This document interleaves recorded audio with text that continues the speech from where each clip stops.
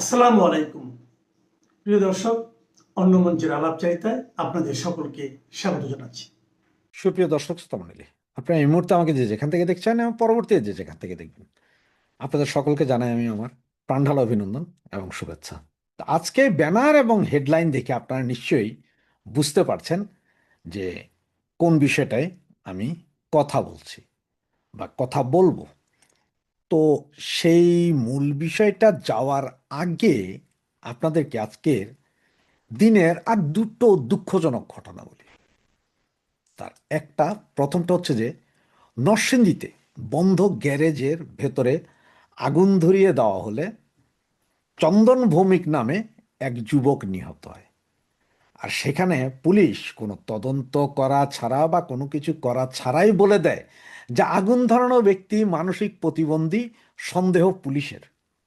মানে যে আগুন ধরিয়েছে সে লোক মানসিক প্রতিবন্ধী। এবং অপরটা হচ্ছে যে তাও সেম আরেকটা ঘটনা, নরসিংদী কারাগারে হিন্দু যুবকের মৃত্যু, নির্যাতনের অভিযোগ পরিবারের, এবং কারা কর্তৃপক্ষ বলছে এটাই স্বাভাবিক, এখানে কোনো নির্যাতন করা হয়নি। এখন দেখেন, ওই যে বলল প্রথমটা যে যেহেতু দুইটাই হিন্দু যুবক, এর আগেও হিন্দু নিধনের কারণে প্রচুর প্রবলেম হয়ে গেছে, ইন্টারন্যাশনালি এটা ছড়িয়ে গেছে।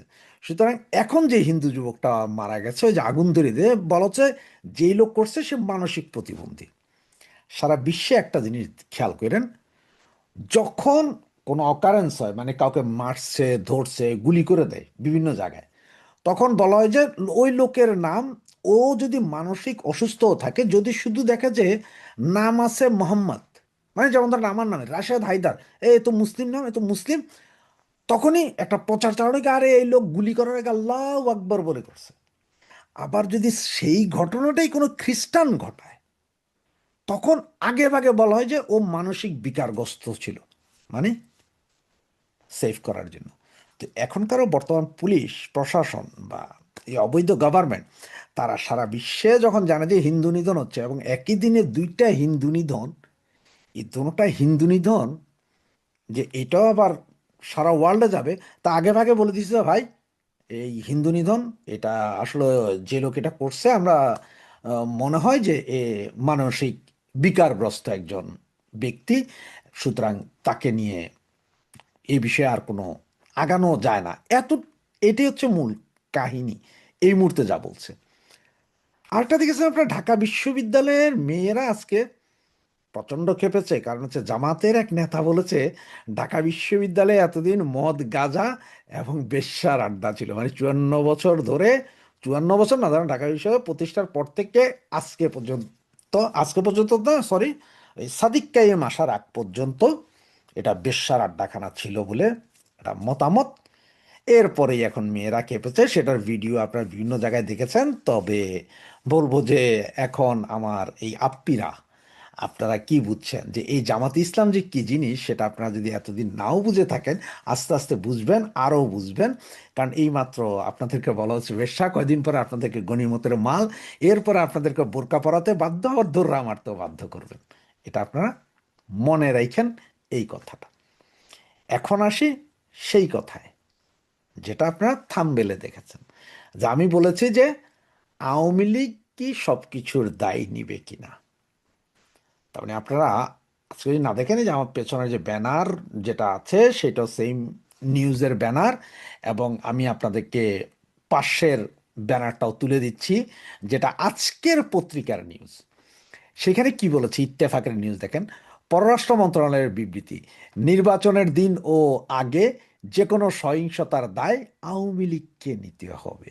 তার মানে আওয়ামী লীগকে যে কোনো সহিংসতা, মানে ইলেকশনের সময় যে কোনো অকারেন্স, যে কোনো গন্ডগোলের দায় আওয়ামী লীগকে নিতে হবে। তো আসুন এই বিষয়টা আসলে একটু পেছনের দিকে যাই, 2-4 দিন আগে, যে 2 দিন আগে রাশিয়ার এফএসবি একটা গোয়েন্দা তথ্য শেয়ার করেছে।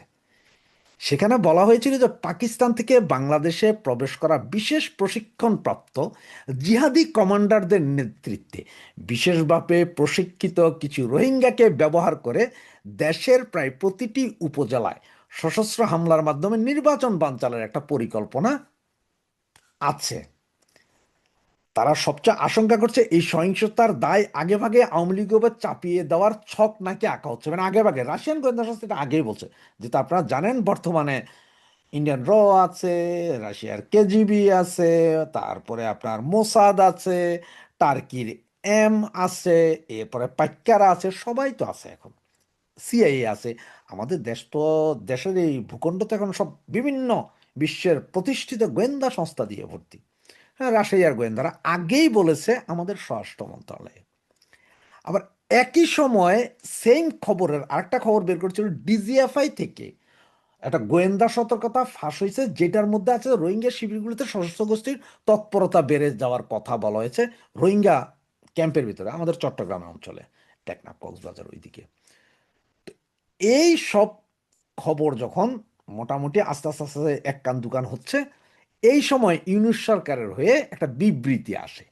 আর সেই বিবৃতিতে পররাষ্ট্রমন্ত্রী, মন্ত্রী মানে অপদেষ্টা আর কি, উনি সেখানে বিবৃতি যেটা দিয়েছেন তার ভাষা তো আপনারা এই যে পেপারে দেখছেনই, যে উনি আগে ভাগে থেকেই সমস্ত নির্বাচনের যত গন্ডগোল সবকিছুর দায়ভার আওয়ামী লীগকে দেওয়ার কথা সরাসরি বলেছে। মানে ঘটনা হচ্ছে যে কোনো কিছু ঘটবে, এখানে কোনো দোষ পৃথিবীর কারণেই আওয়ামী লীগের। ধরেন এখন বিএনপি জামাত বা এই উপদেষ্টাদের ফ্যামিলির কারো যদি বাচ্চা হয়, সেইটাও আওয়ামী লীগ ছাত্রলীগের উপর দোষ দিবে যে ওরাই হয়তো ডট ডট কিছু করে দিয়ে বাচ্চা কাচ্চা করছে। এখন আমার যেই প্রশ্ন, যদি সরকার সত্যি নিরপেক্ষ সুষ্ঠু নির্বাচন চায়, তাহলে আগেই দোষ চাপানোর দরকার কি? নির্বাচন হোক, কে গন্ডগোল করে সবার হাতে মোবাইল আছে, ছবি উঠে যাবে, ফটো উঠে যাবে, কারা করছে সেটা দেখা যাবে, আওয়ামী লীগ কেন? নাকি এটা আগে ভাগে প্রস্তুতি নিয়ে রাখছেন, ব্যাখ্যা দিয়ে রাখবেন যে হ্যাঁ আমরা আগেই বলেছিলাম আওয়ামী লীগ এটা করতে পারে, আওয়ামী লীগ এটা করবে? আর এখানে সবচেয়ে বড় গুরুত্বপূর্ণ প্রশ্ন যেটা, যেটা অন্য আর কেউ করে কিনা আমি জানি না, বা করেছি কিনাও জানি না, তবে আমার কাছে যেটা, সেটা হচ্ছে এই কথা, এই যে আওয়ামী লীগের উপরে সমস্ত দৌড় যাবে বা নির্বাচনী সহিংসতা হলে এটার দায় আওয়ামী লীগকে নিতে হবে, মানে আওয়ামী লীগই এটা করাবে, এরকম যখন কথা, এটা পররাষ্ট্র উপদেষ্টা কেন বলবেন? এইটা তো বলবো যে স্বরাষ্ট্র উপদেষ্টা। কারণ বাংলাদেশের তো যে কোনো কেওয়াস, পুলিশি কেওয়াস, এটা বলবে স্বরাষ্ট্র উপদেষ্টা। আর্মি কেওয়াস, ডিফেন্সের অন্য কেওয়াস, সেটা বলবেন হচ্ছে নিরাপত্তা উপদেষ্টা। পররাষ্ট্র উপদেষ্টা হলো বৈদেশিক কাজ, ভিসা হয় না কেন, রেমিটেন্স আসে না কেন, এই যারা বিদেশ আছে তাদের প্রবলেম কি, কেন কোনো চুক্তি, এগুলা নিয়ে কথা হলো পররাষ্ট্র উপদেষ্টা। তো সেই জায়গায় উনি ওই কাজ বাদ দিয়া ওনাকে কে বলেছেন যে এই কাজে, এখানে কি এখন আপনার একটু সন্দেহ হয় না? একটু চিন্তা করে দেখেন যে সামান্যতম আপনি যদি চিন্তা করেন যে যেটা বলার কথা আপনার আমাদের স্বরাষ্ট্র মন্ত্রণালয়, সেই কথাটা হঠাৎ পররাষ্ট্র মন্ত্রণালয় কেন বলছে, বা এর পেছনে আসলে মূলত কারণটা কি? তো এইটাকে খাতিয়ে দেখতে হবে। এখন দেখেন, এটা সবটা সব মিলে যেটা হচ্ছে সেটা হচ্ছে যে আপনার 23 তারিখে আমাদের মাননীয় প্রধানমন্ত্রী জননেত্রী শেখ হাসিনা একটা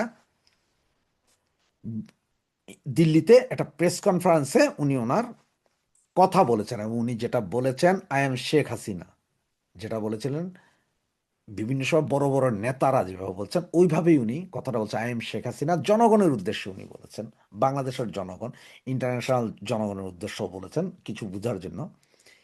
এই কথাটার পরেই হঠাৎ করে সরকারের মধ্যে মনে হয় ভীতি শুরু হয়ে গেছে, যেখানে দেখেন আওয়ামী লীগ, আওয়ামী লীগ বা আওয়ামী লীগের ভাতৃপ্রতিম সংগঠন যারাই আছে, আমরা সকলে প্রচার চালাচ্ছি যে আমরা ভোট কেন্দ্রেই যাব না, যেই ব্যালটে নৌকা নেই সেখানে আমরা ভোট দিব না। আপনারা জানেন যে এই কথাটাই আমরা বারবার বলছি। আমাদের মাননীয় প্রধানমন্ত্রী জননেত্রী শেখ হাসিনাও বলেছেন যে কেউ ভোট কেন্দ্রে যাবে না, ভোট কেন্দ্রে যাওয়া মানে 400 গজের ভেতরেও আমরা কেউ যাব না। আর আমরা যাবো কি, গেলেই তো মারবেন, গেলেই তো মব। সুতরাং আমাদের নেতাকর্মীরা সমর্থকরা ভোট কেন্দ্রে যাবে না, আমরা কোনো মিছিল মিটিংয়ে যাবো না, কোথাও আমরা নিরাপদ দূরত্বে দাঁড়ায় থেকে দেখবো যে তোরা তোরা মারামারি করে মর, আমরা দেখি। সেইখানে আমাদের উপরে দায় চাপানো হবে। যদি আজকে আমাদের নেত্রী যদি বলতো যে এই ভোটকে প্রতিহত করা হবে, তাহলে একটা কথা ছিল। যেমন 15ই ফেব্রুয়ারি ইলেকশনের কথা বলতে পারেন যে সেই দিন আমাদেরকে প্রতিহত করার কথা বলা হয়েছিল, সেই সময় আমরা সারা বাংলাদেশের ম্যাক্সিমাম ভোট কেন্দ্র আগের দিন রাতেই জ্বালিয়ে পুড়িয়ে সরকার করে দিয়েছিলাম, মানে দৌড়ের উপর ছিল। এইবার তো নেত্রী তো সেটা বলে নাই, নেত্রী বলছে যে ব্যালেটে নৌকা নাই, নো ভোট, নো ভোট, মানে আমরা দিব না। বিএনপি, জামাত, এনসিপি সবাই এখন আমাদেরকে তেল মালিশ করতেছেন যে আপনারা আমাদের ভাই, এখন আমাদের নেত্রীকে আপা, আপনার দলের নেতাকর্মীরাদেরকে আমরা দেখে রাখবো, এইসব বলে বলে আপনারা ডাকতেছেন। এই মির্জা ফখরুল ইসলাম আলমগীর, এই যে জামাত নেতা অমুক তমুকেরা সবাই ডাকতেছেন না, এখন তো আওয়ামী লীগের আব্বা আব্বাও ডাকতেছেন, এরপরও নিতে পারতেছেন না। এর ভেতরে আবার আজকে কি বললেন যে নির্বাচনী সহিংসতায় যা হবে সব। তার মানে হচ্ছে কি জানেন, ওই যে আপনাদের বারবার বলছিলাম আমরা যে 12ই ফেব্রুয়ারির নির্বাচন হবে না, নির্বাচনের আগে বিশেষভাবে মেসাকার, বিশেষভাবে মেসাকার করবে যাতে ইলেকশন না হয়। এবং ওই যে বললাম এফএসবির যে রিপোর্টটা, সেটাতে দেখেন জামাত 180টা আসনকে টার্গেট করে ওদের প্রায় 20,000 সুশিক্ষিত সিরাজুস সালেহীন গ্রুপ, এই গ্রুপের একটা গ্রুপ তৈরি করা হয়েছে, যেটার প্রশিক্ষণ গত 17 মাসে চট্টগ্রাম ইউনিভার্সিটিতে ভেতরে পাহাড়ের ভিতরে জোব্রা গ্রামে হয়েছে এদের প্রশিক্ষণ। আর এই 20,000 এরা ফুলফিল সোলজার।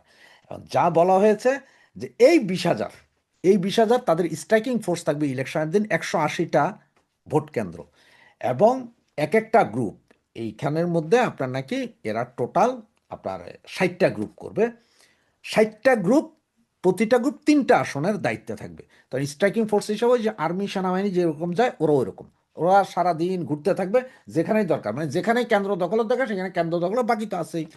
এরপরে চট্টগ্রাম, ঢাকা ইউনিভার্সিটি, চট্টগ্রাম ইউনিভার্সিটি হচ্ছে ঢাকা এবং চট্টগ্রামের যে আসনগুলো আছে, ঢাকার 20টা, চিটাঙের 10টা, এগুলো সব এরা নিয়ন্ত্রণ করবে। এটা হচ্ছে ওদের প্ল্যান। অলরেডি আমরা জানি যে 20,000 সিরাজুস সালেহীন বাহিনী আছে। এছাড়াও পাকিস্তান থেকে গত 15 দিনে প্রায় 70 জনের মতন প্রশিক্ষিত জঙ্গিয়া অলরেডি আছে। এছাড়া আইএস, যে পাকিস্তানের ইন্টেলিজেন্স ব্রাঞ্চের লোকজন তো গিজ গিজ করছে, এরা সব নির্বাচনে যে করে হোক জামাত যাওয়ার জন্য বা গন্ডগোল লাগানোর টোটাল প্ল্যান ওরা করে রাখছে। সেটা আওয়ামী লীগের জড়াও কেন?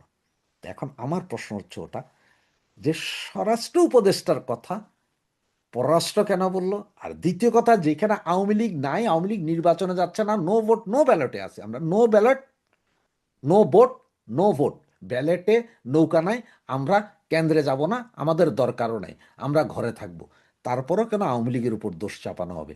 এই দুইটা প্রশ্ন ভাই বোন আপনাদের কাছে রাখলাম। আপনাদের কাছে যদি আরো কিছু মনে হয় বা আরো কিছু সন্দেহ হয় কমেন্টসে জানান, সেটা নিয়ে আবার বিস্তারিত আগামী কন্টেন্টে আলোচনা করব। জয় বাংলা, জয় বঙ্গবন্ধু।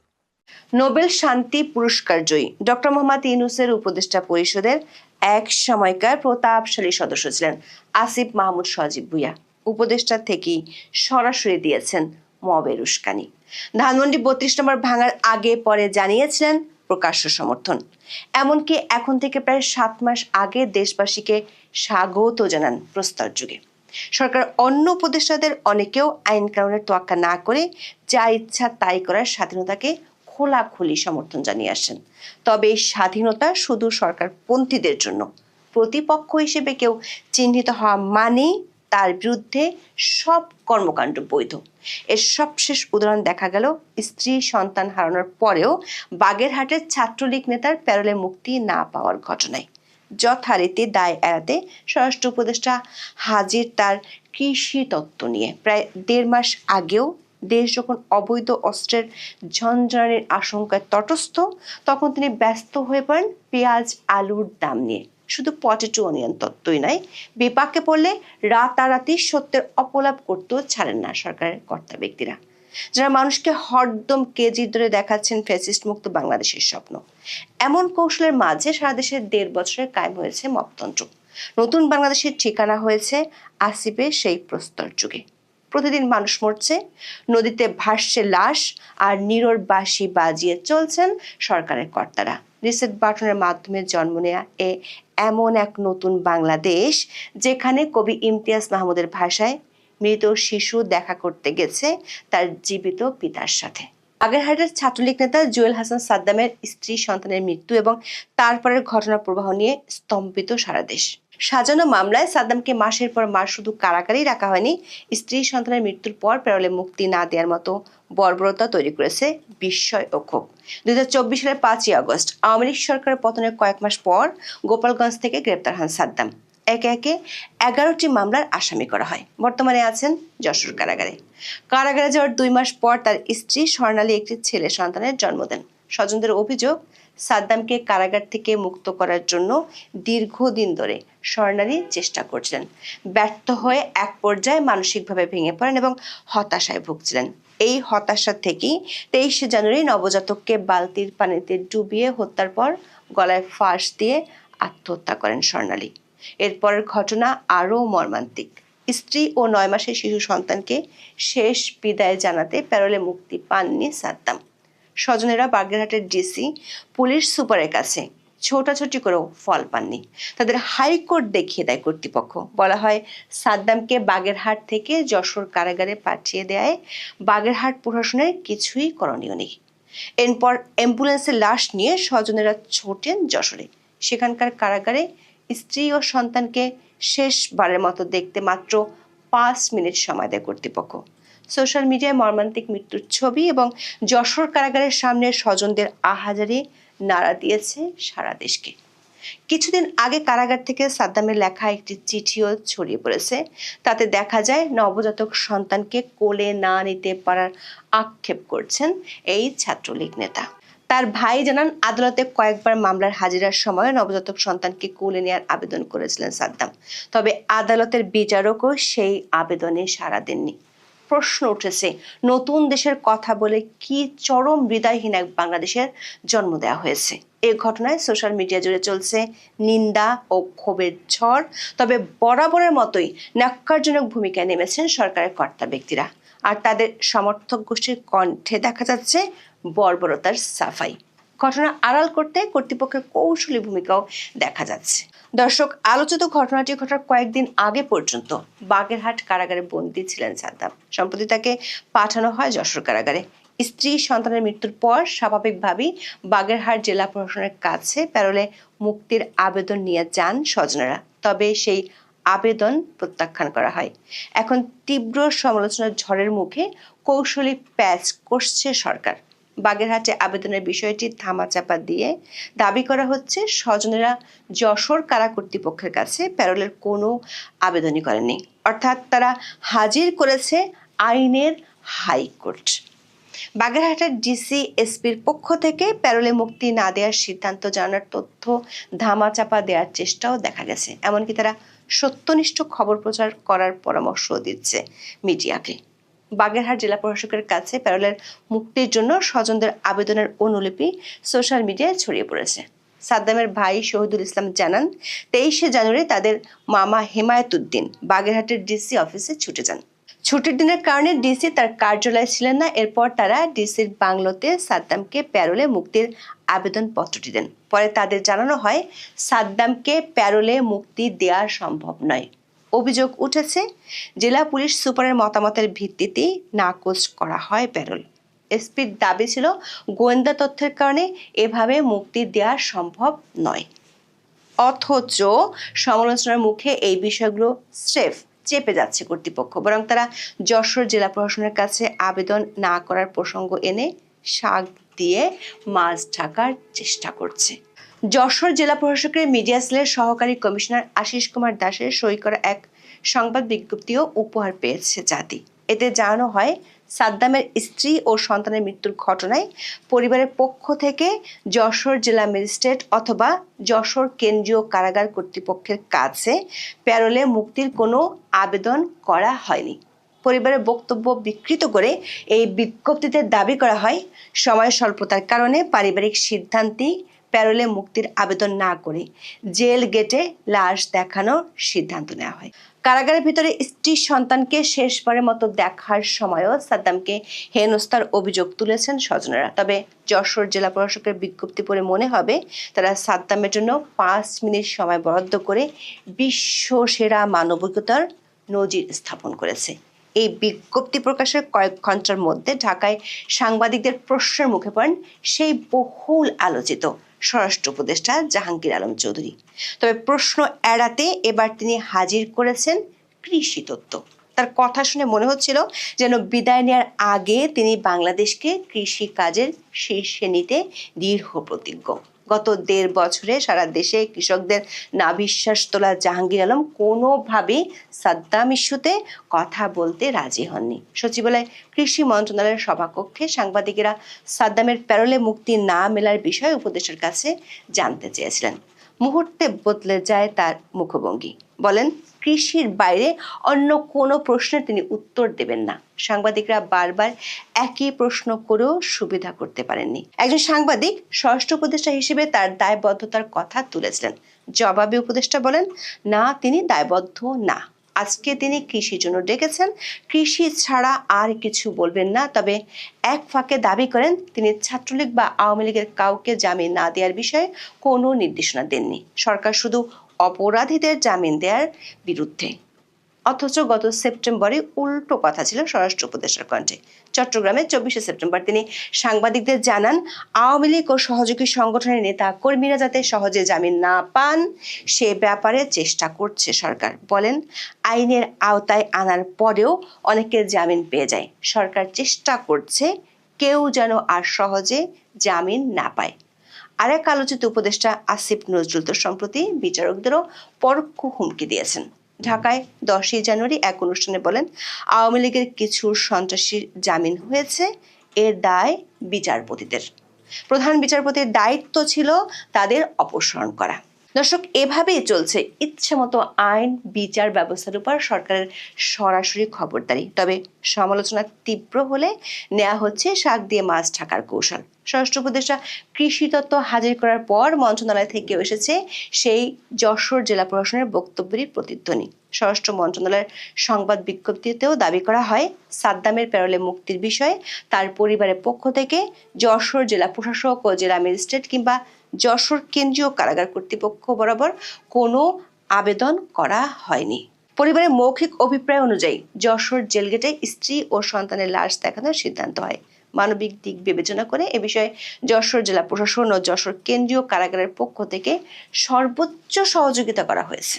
দর্শক, খেয়াল করে দেখুন, সরকারের সবগুলো ভাষ্যে যশোর প্রশাসনকে টেনে এনে সাফাই গাওয়া হচ্ছে, এড়িয়ে যাওয়া হচ্ছে বাগেরহাটের ঘটনা। তবে শেষ পর্যন্ত বাগেরহাটের জেলা প্রশাসক স্বীকার করেছেন তারা পেয়েছিলেন সাদ্দামের পরিবারের আবেদন, তবে হাজির করেছেন আইনি মারপ্যাচ। বাগেরহাটের জেলা প্রশাসক গোলাম মোহাম্মদ বাতেন আজকের পত্রিকাকে বলেন, প্যারোলের একটি আবেদন নিয়ে এসেছিল, তাদের বুঝিয়ে বলা হয়েছে যেহেতু সে আছে যশোরের কারাগারে, আবেদন করতে হবে যশোরের জেলা প্রশাসক বা জেল সুপারের কাছে। তবে প্যারোলের ক্ষেত্রে মুক্তি পেলে শুধু ওই জেলার মধ্যে তার প্যারোলের হুকুমটা কার্যকর হবে। এখনকার প্রশাসন তাদের বিষয়ে যশোর জেলা কারাগারেও বলে দিয়েছিল, কারা কর্তৃপক্ষের সঙ্গে কথাও বলেছিল যেন সুন্দরভাবে সঠিকভাবে তাদের মৃত স্বজনদের লাশ দেখতে পারে। তবে এই দাবিও প্রত্যাখ্যান করেছে সাদ্দামের পরিবার। ছোট ভাই শহীদুল ইসলাম বলেন, বাগেরহাটের ডিসি নাকি পরিবারকে সব কিছু বুঝিয়ে দেওয়ার দাবি করেছেন, তবে তিনি এ ধরনের কোনো কথাই বলেননি। তিনি এমন পরামর্শ দিলে তারা যশোরে যোগাযোগ করতেন। শেষমেশ তারা নিজেরাই যশোরের জেলারের সঙ্গে যোগাযোগ করেছেন। পরে কারা ফটকে কয়েক মিনিটের জন্য ভাইকে, তার সন্তান ও স্ত্রীকে দেখতে দিয়েছে। তিনি আরো বলেন, তাদের তো এসব প্রক্রিয়া বোঝার কথা না, আমলাদের আমলাতান্ত্রিক জটিলতার কারণেই এই পরিণতি হয়েছে। এভাবেই এক নজিরবিহীন বর্বরতার দৃশ্যায়ন হলো বাংলাদেশে। সাবেক উপদেষ্টা আসিফ মাহমুদ যে প্রস্তর যুগে স্বাগত জানিয়েছিলেন, সেই যুগের সম্ভবত এটাই স্বাভাবিক দৃশ্য। প্রশ্ন হলো, এই প্রস্তর যুগে আরো কি কি অপেক্ষা করছে বাংলাদেশের সামনে। এখন এই পর্যন্ত। সবাই ভালো থাকুন, সুস্থ থাকুন, নিরাপদে থাকুন। দেখা হবে। বলে না যে যত দোষ নন্দ ঘোষ। তো যখন কেউ পারে না, কোনো কিছু পারে না, যার কন্ট্রোলে থাকে না, যে একটা ব্যর্থ, যে অকর্মণ্য, অপদার্থ একটা সরকার যদি থাকে কোনো দেশে, সেই সরকারের পক্ষে এটা বলা সম্ভব। ধরেন বাংলাদেশে এখন কোন একটা আকাম কুকাম হয়েছে। আমি হোসেন মোহাম্মদ এরশাদের দোষ দিয়ে দিলাম যে স্বৈরাচার, 80 দশকের স্বৈরাচার হোসেন মোহাম্মদ এরশাদ দায়ী। এই সরকার এখন যা বলতেছে অনেকটা এরকম। এরশাদ মহিলা কঙ্কাল হয়ে গেছে, তার দল জাতীয় পার্টি শুকাইতে শুকাইতে অবস্থা খারাপ। এরকম একটা অবস্থা বাংলাদেশে আওয়ামী লীগ আপনি কোথাও কোনো কর্মসূচি, আগে যে টুকটাক ঝটিকা মিছিল করতো, কোন একটা কৌশলে হোক আর যে কারণে হোক, সেটাও তো এখন স্থগিত, সেটাও নাই। এরপরেও এখানে ওসমান হাদি পড়ে গেলেন, ওসমান হাদিকে সরিয়ে দেওয়া হলো। তারপরে যুবদলের ছেলেটাকে কারণবাজারের পাশে ইন্দিরা রোডে সেইখানে আধিপত্য বিস্তার বলেন আর অন্য কোনো কারণে বলেন ফেলাই দিল, শেষ। এই যে সেদিন কেরানীগঞ্জে হযরতপুরে বিএনপি সেক্রেটারি শেষ। এমনকি এরা মিন করতেছে যে এই সমস্ত কর্মকাণ্ডের জন্য যা হবে বাংলাদেশে, চট্টগ্রামে AK-47 নিয়ে বিএনপি প্রার্থীর মিটিং এ হানা দিবে, তারপরে এই আপনার জগৎ সলিমপুরে সেইখানে র্যাবের উপর হানা দিবে। এগুলো সব নিয়ে কি ছাত্রলীগ ভবিষ্যতে যা যা হবে এগুলো কি সব আওয়ামী লীগের উপরে ঘাড়ে চাপবে? দেখেন, আমার হাতে খবরটা হলো নির্বাচনের দিন ও আগে যে কোনো সহিংসতায় আওয়ামী লীগকে দায়ী করা হবে অন্তর্বর্তী সরকার। যেন জায়গা থেকে কেউ যে মাইক পাইছে আর বক্তৃতা দিয়ে দিচ্ছে তা না। আসন্ন জাতীয় সংসদ নির্বাচনের আগে ও নির্বাচনের দিনে সংগঠিত যে কোনো সহিংসতা ও সন্ত্রাসী কর্মকাণ্ডের জন্য আওয়ামী লীগকে দায়ী করা হবে বলে জানিয়েছে অন্তর্বর্তী সরকার। সম্প্রতি নয়াদিল্লিতে প্রকাশ্য অনুষ্ঠানে শেখ হাসিনা যে বক্তব্য দিয়েছেন তাতে নির্বাচন বানচালে সহিংস ও সন্ত্রাসী কর্মকাণ্ডে জড়ানোর উস্কানি রয়েছে উল্লেখ করে উদ্বেগের কথা জানিয়েছে ঢাকা। দিল্লির সাথে পারে না, ইন্ডিয়ার সাথে পারে না, এখন এসে বাংলাদেশে কষ্টানো বুঝেন। আমি খুব হতবাক এবং বিস্মিত হয়েছি একটা সরকার কিভাবে বলে। ওই ভদ্রমহিলা নিজেও মানে এটা হচ্ছে কি তার ছায়া দেখা গেছে, বলতে পারেন যে শেখ হাসিনার ছায়া দেখা গেছে। উনি বেরোনো হন নাই, তার কেউ দেখেও নাই, তার গলা কেউ সরাসরি শুনেও নাই, কোনো ভিডিও ফুটেজও পাওয়া যায়নি, শুধু কেবল একটা অডিও ক্লিপ দিছে। এই অডিও ক্লিপেই কি এদের মাথা খারাপ অবস্থা, আবল তাবল প্রলাপ বকা শুরু করেছে? আমি এইসব কথাবার্তা শেখ হাসিনার এই প্রেস কনফারেন্স, আমরা শেখ হাসিনা প্রেস কনফারেন্সে কি বলেছে আমরা তো প্রচার করিনি, আমরা বলছি করবো না। ভাই সরকার বাহাদুর, আপনি নির্দেশ দিচ্ছেন, আপনার নির্দেশ আমরা অক্ষরে অক্ষরে পালন করতেছি। আমাদের এইসব করার, আপনার আইন ভঙ্গ করার, আপনার নিয়ম ভঙ্গ করার কোনো ইচ্ছা নেই। কারণ আপনিই তো প্রকাশ করে দিলেন, আপনার কাছ থেকে জানলাম যে উনি নির্বাচন বানচালে সহিংস সন্ত্রাসী কর্মকাণ্ডের জড়ানো উস্কানি দিচ্ছেন। এটা কেন দিবে? এটা কি বাংলাদেশের মানুষ অ্যালাউ করতেছে? উনি কার মাধ্যমে দিবে? ওনার তো একটা কাকপক্ষীয় কখনো নড়ে না। ওনার অফিসগুলোর আপনারা টয়লেট বানায় দিচ্ছেন, তার কোনো আত্মীয় স্বজন জ্ঞাতি গোষ্ঠী কেউ কোথাও নাই, তার ছেলে পেলে লোকজন যা আছে সব 14 শিখের ভিতরে।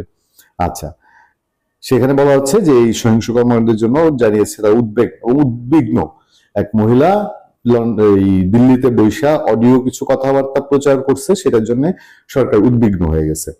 পররাষ্ট্র মন্ত্রণালয় এক সংবাদ বিজ্ঞপ্তিতে এসব তথ্য জানিয়েছে। শেখ হাসিনাকে নয়াদিল্লিতে প্রকাশ্য অনুষ্ঠানে বক্তব্য দেওয়ার সুযোগ দেয় গভীর বিস্ময় ও ক্ষোভ প্রকাশ করে সরকারের পক্ষ থেকে এটিকে সুপ্রতিবেশী সুলভ আচরণ পরিপন্থী বলে দাবি করা হয়েছে। দেখ, অন্তত ঝেড়ে তো কাশলো। এখন এই যে দাবি করলো, কি হইলো? ভারত থেকে আমরা খবর পাই ভারতীয়রা একদম ঝেড়া ফেলায় দেয়, ভারতগুলো কিছু পাত্তা দেয় না। তারা বলতেছে এই সরকার আর গুইনা 18 দিন আছে, এই 18 দিনে তারা এই সরকারের কোনো কথাবার্তা শুনবে না। সরকার বলছে দিল্লিতে দেওয়া বক্তব্যে শেখ হাসিনা বাংলাদেশ সরকারের পতনের আহ্বান জানিয়েছেন এবং আসন্ন জাতীয় নির্বাচন বানচালের লক্ষ্যে সহিংস সন্ত্রাসী কর্মকাণ্ডে যে উস্কানি দিয়েছেন। আমার খুব শুনতে ইচ্ছা করে উনি কি বলছেন, আর সাংবাদিক হিসেবে প্রচার করতে ইচ্ছা করে, তারপরে পাবলিক রিয়াকশন আর একটু বেশি হয় কিনা দেখতাম আর কি। যাক, উপায় তো নাই। এ নিয়ে উদ্বেগ জানিয়ে বিবৃতিতে আরো বলা হয়, শেখ হাসিনা তার বক্তব্যে প্রকাশ্যে বাংলাদেশ সরকারের বিরুদ্ধে অবস্থান নেন এবং দলীয় অনুসারী ও সাধারণ জনগণকে নির্বাচন ভণ্ডুল করতে সহিংস কর্মকাণ্ডে জড়ানোর আহ্বান জানান। আচ্ছা, শেখ হাসিনা সরকারের বিরুদ্ধে অবস্থান নিছে, সরকার কি এটা আশা করছিল যে শেখ হাসিনা সরকারের পক্ষ অবলম্বন করবে? শেখ হাসিনা খুব উৎসব মুখর পরিবেশে বলবে যে আমার যারা অনুসারী আছেন, দল নাইতে কি হয়েছে, সবাই ডক্টর ইউনূস সাহেবের আহ্বানে সাড়া দিয়ে হাতে ভোট দেওয়ার জন্য ঝাঁপিয়ে পড়ুন। হ্যাঁ, হাস্যোজ্জ্বল মুখে সবাই ব্যালট বাক্সের দিকে যান, গিয়ে নৌকা খুঁজবেন, আগে নৌকা খুঁজে না পাইলে XY ধানের শীষে কিছু দিবেন, দাঁড়িপাল্লায় কিছু দিবেন, লাঙ্গলে কিছু দিবেন। আমাদের ডক্টর ইউনূস সরকারের লোকজন কি এই আশা করছে? আরে শেখ হাসিনা ওখানে আছে, তারা তো বিরোধী অংশ করে পাঠাইছেন, শুধু বিরোধিতাই করবে, সে আপনার অনুগত থাকবে কেমনে? আচ্ছা, অন্তর্বর্তী সরকার মনে করে নয়াদিল্লিতে এই ধরনের অনুষ্ঠান আয়োজনে অনুমতি দেওয়া আন্তঃরাষ্ট্র সম্পর্কের প্রচলিত নীতিমালা, সার্বভৌমত্বের প্রতি শ্রদ্ধা, অভ্যন্তরীণ বিষয়ে হস্তক্ষেপ না করা এবং সুপ্রতিবেশী সুলভ আচরণের পরিপন্থী। অবশ্যই আমি এখানে সম্পূর্ণ একমত। সরকার যে কথা বলতেছে যে এই ধরনের কর্মকাণ্ড প্রচলিত নীতিমালা, সার্বভৌমত্বের প্রতি শ্রদ্ধা, অভ্যন্তরীণ বিষয়ে হস্তক্ষেপ করা এবং সুপ্রতিষ্ঠিত আচরণের পরিপন্থী। আমি একদম 100% একমত। তো ভাই, আল্লাহর রাস্তায় আপনি বিদায় হওয়ার পরে দেখেন আরেকটা গভর্নমেন্ট যেই আসুক, বিএনপি আসুক, জামাতে ইসলামী আসুক, ওরা তো এই সুপ্রতিবেশী সুলভ আচরণের পরিপন্থী তারা করবে না। তারা তো ঘোষণাই দিয়েছে আপনার সাথে তারা মিশে না, আপনার সাথে তাদের আদি। তারা হয় বিএনপি চায়, আনলে থাকলে জামাতে ইসলামীও চায়, তখন তারা এইসব কর্মকাণ্ড করবে না। এটা তাদের তো মোটামুটি ঘোষণাই। এটি বাংলাদেশের জনগণ ও সরকারের প্রতি একটি স্পষ্ট অবমাননা এবং ভবিষ্যৎ বাংলাদেশ ভারত সম্পর্কের জন্য একটি বিপজ্জনক দৃষ্টান্ত। আপনারা চলে গেলে বিপদ কেটে যাবে। সরকারের পক্ষ থেকে বলা হয়েছে, আওয়ামী লীগের নেতাদের এই বেপরোয়া উস্কানি প্রমাণ করে যে কেন অন্তর্বর্তী সরকার দলটির কার্যক্রম নিষিদ্ধ করতে বাধ্য হয়েছে। আসন্ন নির্বাচনের আগে ও নির্বাচনের দিন সংগঠিত যে কোনো সহিংসতা ও সন্ত্রাসী কর্মকাণ্ডের জন্য সরকার আওয়ামী লীগকে দায়ী করবে এবং তাদের ষড়যন্ত্র প্রতিহত করতে প্রয়োজনীয় ব্যবস্থা গ্রহণ করবে। ওই যে আড়ালে আড়ালে বা এই যে অশরীরী একটা শক্তির সাথে ফাইট করে যাবে, কল্পনায়, ঘুমে, জাগরণে ওই চারদিকে আওয়ামী লীগ দেখবে। হ্যাঁ, এবং আওয়ামী লীগ দেখতে দেখতে একটা পর্যায়ে ওই তার যে স্বপ্নের দৌড়াদৌড়ি, দৌড়ঝাঁপের আড়ালে যেসব অস্ত্র দেশে রয়ে গেছে সন্ত্রাসী, এটা মিয়ানমারের সন্ত্রাসী হোক, ভারত থেকে আসুক, যে হোক, তারা তাদের মতো করে মিশন বাস্তবায়ন করবে, আর সরকার খালি আওয়ামী লীগ খুঁজবে। শেখ হাসিনার প্রত্যাবর্তন নিয়ে সরকার বলছে, দ্বিপাক্ষিক প্রত্যর্পণ চুক্তির আওতায় শেখ হাসিনাকে দেশে ফেরত আনার জন্য বারবার অনুরোধ জানানো হলেও ভারত এখনো সেই দায়িত্ব পালন করেনি। আচ্ছা, উল্টো নিজ ভূখণ্ডে তাকে এমন উস্কানিমূলক বক্তব্য দেওয়ার সুযোগ দেওয়া হয়েছে যা বাংলাদেশের গণতান্ত্রিক উত্তরণ, শান্তি ও নিরাপত্তার জন্য মারাত্মক হুমকি। আচ্ছা, হুমকি না হুমকি, আমি সেই জায়গায় যাব না। তবে এই সরকারের শেখ হাসিনা প্রত্যাবর্তন আহ্বান যে ভারত সরকার আর তোয়াক্কা করছে না এবং এটা যে ভারত এটা সম্পূর্ণ বিরোধী একটা অবস্থান নিয়েছে, এটা বুঝতে কি আর বাকি আছে? সরকার কেন বলে না যে আমরা তো বুঝে গেছি ভারত তাকে এমনি ফেরত দিবে না বা ভালো ভালো ফেরত দিবে না? তো ওনার কাছে আর কি বিকল্প তরিকা কিছু আছে? ওনার কি ইন্টারন্যাশনাল কোনো আদালত আছে, ইন্টারন্যাশনাল কোনো প্ল্যাটফর্ম আছে যেখানে গিয়ে উনি বলতে পারে যে এই দেখেন আমার দেশে সে এইভাবে চিহ্নিত, তার ফাঁসি হয়েছে, তারা ভারত দেয় না? কিভাবে বলবেন? কারণ তার ট্রাইব্যুনাল এবং তার বিচারিক প্রক্রিয়াগুলো নিয়ে নানান দেশ নানান ভাবে নানান কথা বলে। ফলে তার হাতে কি আর কোন তুরুপের তাস আছে যে শেখ হাসিনাকে এখন তিনি বন্ধ করবেন তার বক্তৃতা? আমার তো মনে হয় ভবিষ্যতে শেখ হাসিনা এর চেয়ে আরো বেশি রকম ভাবে আসে কিনা সেটাই অপেক্ষায় থাকেন।